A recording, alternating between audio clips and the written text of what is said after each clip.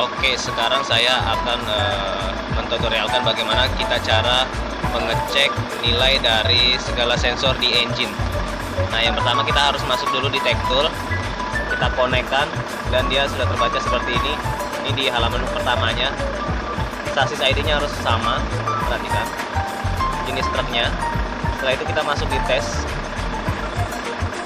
Kita bisa masuk langsung di grup 2, yaitu engine, dan pilih di sensor value monitoring. Jadi di sensor value monitoring ini kita bisa membaca segala pressure yang ada di engine. Kita masuk di sini, start.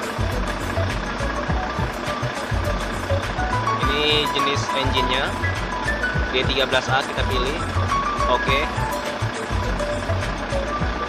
Nah, ini semua sekarang sudah masuk, tinggal kita tekan play. Untuk di sesi ini yang dibutuhkan engine-nya harus running dalam kondisi idle. Sekarang kita play. Nah, ini parking brake harus digunakan dan kendaraan dalam keadaan idle, stationary. Conteng oke.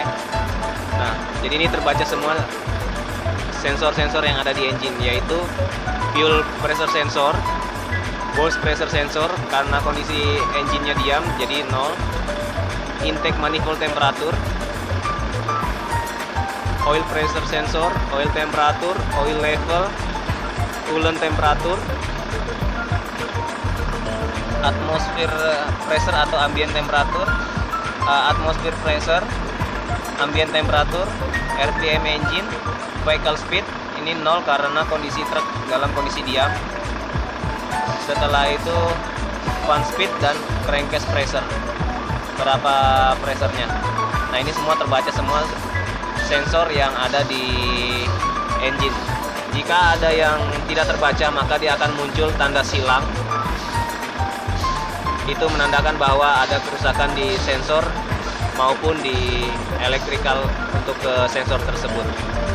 Berikut laporan saya mengenai sensor value monitoring.